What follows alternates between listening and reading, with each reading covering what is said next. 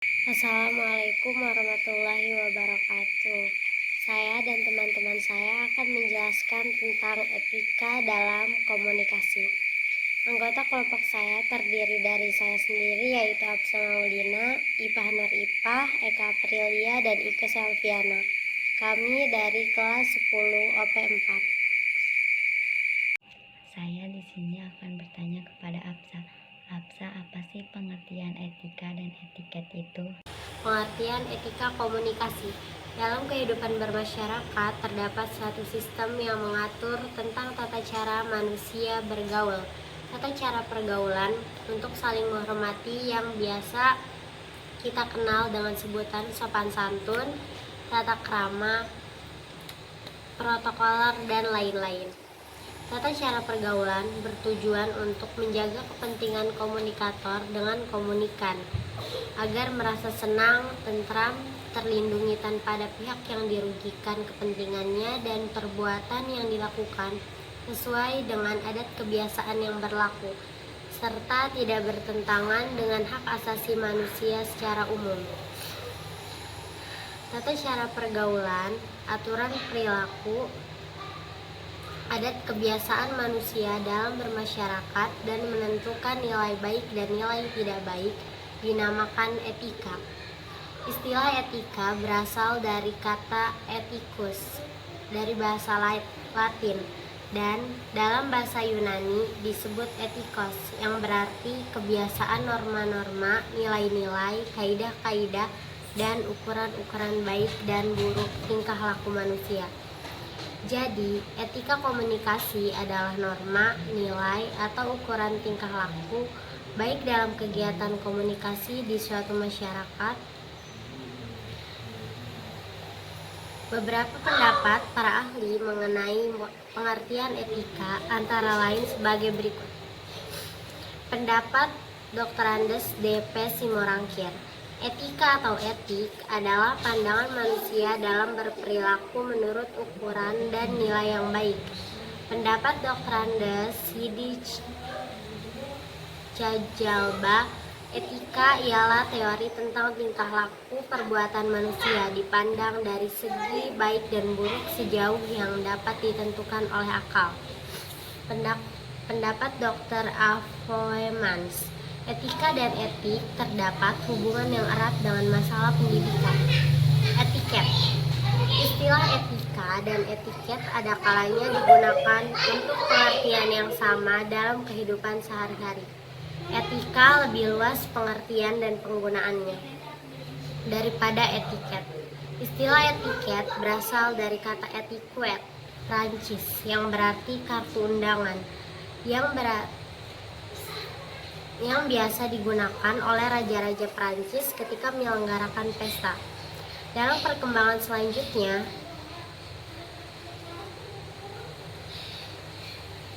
istilah etiket tidak lagi berarti kartu undangan. Etiket tidak lagi berarti kartu undangan, artinya lebih menitik beratkan pada cara-cara berbicara yang sopan, cara berpakaian, cara duduk, cara menerima tamu di rumah atau di kantor, dan sopan santun lainnya. Etiket ini sering disebut pula tata krama. Maksudnya kebiasaan sopan santun yang disepakati dalam lingkungan pergaulan setempat. Tata mempunyai arti adat, aturan, norma, peraturan, sedangkan krama berarti tindakan dan perbuatan. Dengan demikian, tata krama berarti sopan santun, kebiasaan sopan santun, atau tata sopan santun. Kesadaran manusia mengenai baik buruk disebut kesadaran etis atau kesadaran normal. Kesadaran manusia mengenai baik buruk disebut kesadaran etis atau kesadaran moral. Etiket merupakan sejumlah peraturan kesopanan yang tidak tertulis, namun harus diketahui, diperhatikan, dan ditaati dalam kehidupan bermasyarakat. Etiket juga berisi sejumlah aturan yang lama mengenai tingkah laku perorangan dalam masyarakat beradab, berupa tata cara formal atau tata krama lahiriah untuk mengatur hubungan antar pribadi sesuai dengan status sosialnya. Etiket didukung oleh nilai-nilai berikut, yaitu nilai-nilai kepentingan umum, nilai-nilai kejujuran, keterbukaan, dan kebaikan, nilai-nilai kesejahteraan, nilai-nilai kesopanan, harga menghargai, nilai-nilai pertimbangan rasional, mampu membedakan sesuatu yang bersifat rahasia dan yang bukan rahasia. Nah, aku cuma tahu pengertian etika dan etiket aja. Aku mau tanya sama Ike, apa sih perbedaan antara etika dan etiket, juga penggolongan etika itu apa aja? Etika. Perbedaan antara etika dengan etiket. Yang pertama yaitu etiket menyangkut cara melakukan perbuatan manusia. Etiket menunjukkan cara yang tepat, artinya cara yang diharapkan serta ditentukan dalam sebuah kalangan tertentu. Etika tidak terbatas pada cara melakukan sebuah perbuatan. Etika cara melakukan sebuah perbuatan. Etika memberi norma tentang perbuatan itu sendiri. Etika menyangkut masalah apakah sebuah perbuatan boleh dilakukan atau tidak boleh dilakukan. Yang kedua yaitu etiket hanya berlaku untuk pergaulan. Etika selalu berlaku walaupun tidak ada orang lain. Barang yang dipinjam harus dikembalikan walaupun pemiliknya sudah lupa. Yang ketiga yaitu etiket bersifat relatif. Yang dianggap tidak sopan dalam sebuah kebudayaan dapat saja dianggap sopan dalam kebudayaan lain. Etika jauh lebih absolut. Perintah seperti jangan berbohong, jangan mencuri merupakan prinsip etika yang tidak dapat ditawar-tawar. Yang keempat yaitu etiket hanya memandang manusia dari segi lahiriah saja, sedangkan etika memandang manusia dari segi dalam. Penipu misalnya, tutur katanya lembut, memegang etiket namun menipu. Orang dapat memegang etiket namun munafik. Sebaliknya, seseorang yang berpegang pada etika tidak mungkin munafik, karena seandainya dia munafik, maka dia tidak bersikap etis. Orang yang bersikap etis adalah orang yang bersungguh-sungguh baik. Selanjutnya, penggolongan etika. Dalam menelaah ukuran baik dan buruk suatu tingkah laku yang ada dalam masyarakat, kita bisa melakukan penggolongan etika menjadi dua kategori, yaitu yang pertama, etika deskriptif, merupakan usaha menilai tindakan atau perilaku berdasarkan pada ketentuan atau norma baik buruk yang tumbuh dalam kehidupan bersama di dalam masyarakat. Kerangka etika ini pada hakikatnya menempatkan kebiasaan yang sudah ada di dalam masyarakat sebagai acuan etis. Suatu tindakan seseorang disebut etis atau tidak tergantung pada kesesuaiannya dengan yang dilakukan kebanyakan orang. Yang kedua, etika normatif. Etika yang berusaha menelaah dan memberikan penilaian suatu tindakan etis atau tidak tergantung dengan kesesuaiannya terhadap norma-norma yang sudah dibakukan dalam suatu masyarakat. Norma rujukan yang digunakan untuk menilai tindakan wujudnya bisa berupa tata tertib dan juga kode etik profesi. Apa aja aliran etika dan etiket yang baik dalam komunikasi dan contoh teknik komunikasi yang baik? Aliran etika. Menurut John Cemale menguraikan adanya berbagai aliran etika yang dapat digunakan standar melalui tindakan etis, antara lain sebagai berikut. Aliran deontologis. Deon berasal dari bahasa Yunani yang artinya wajib atau harus. Melakukan penilaian atas tindakan dengan melihat tindakan itu sendiri, yaitu artinya suatu tindakan secara hakiki buruk. Kriteria etis ditetapkan langsung pada jenis tindakan itu sendiri. Ada tindakan atau perilaku yang langsung dikategorikan baik, tetapi juga ada perilaku yang langsung dinilai buruk. Misalnya perbuatan mencuri, memfitnah, dan ingkar janji. Adapun di antara lainnya, alasan perbuatan itu tetap dinilai sebagai perbuatan yang tidak etis. Dengan demikian, ukuran dan tindakan ada di dalam tindakan itu sendiri. Aliran teologis. Aliran ini melihat nilai etis bukan pada tindakan itu sendiri, tetapi dilihat dari tujuan atas tindakan itu. Jika tujuan baik, maka tindakan itu digolongkan sebagai tindakan etis. Aliran etika egoisme. Aliran ini menetapkan norma moral pada akibat yang diperoleh oleh pelakunya sendiri. Artinya, tindakan dikategorikan etis atau baik apabila menghasilkan terbaik bagi diri sendiri. Etika ultarisme. Aliran yang memandang suatu tindakan itu baik jika akibatnya baik bagi orang banyak.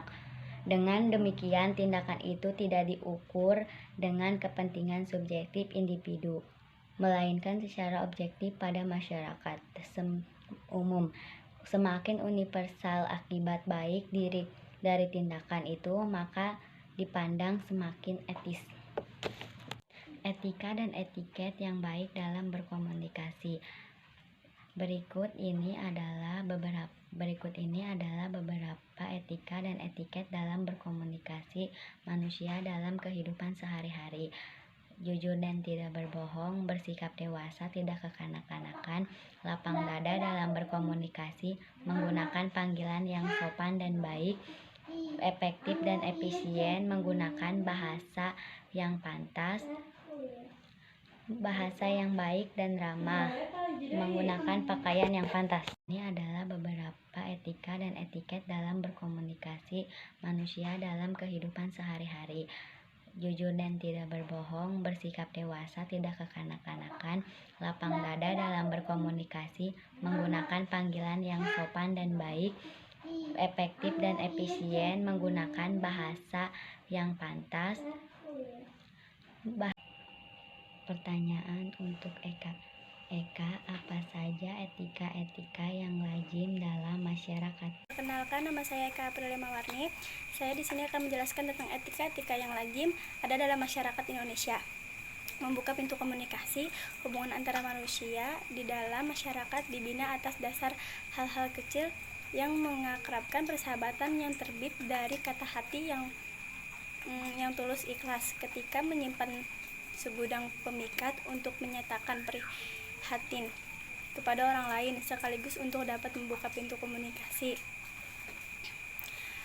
Jadilah seorang yang apabila ada kesempatan untuk membuka pintu komunikasi, maka lakukanlah, sebab hal tersebut mudah untuk dilakukan selama seseorang memiliki kemauan dan keikhlasan. Berikut ini kemauan dan keikhlasan. Berikut ini contoh membuka pintu komunikasi yang lazim.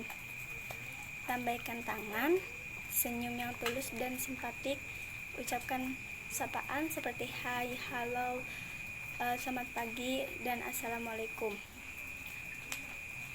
Dan ada lagi, cobalah mengajak berjabat tangan. Kebiasaan ini sudah cukup lazim di masyarakat kita. Cara berjabat tangan variasi. Ada yang berjabat tangan sambil memeluk bahu. Di Jepang pada umumnya orang yang berkenalan atau berjumpa tidak saling berjabat tangan, memeluk, dan menempelkan pipi atau saling mencium. Ada yang saling merapatkan tangan dan menaruhnya di dada. Ada yang saling menyentuhkan ujung jari kemudian menarik ke arah hidung dan sebagainya. Ada kebiasaan tapi tujuannya sama, membuka komunikasi. Dan ada juga tanyakan keadaannya, apa kabar, berapa anakmu, sehat bukan. Terus ada juga mintalah maaf dan permisi. Maaf, nama saya Agus, siapa nama Anda, bolehkah aku tahu alamatmu? Dan ada lagi, ucapkan terima kasih.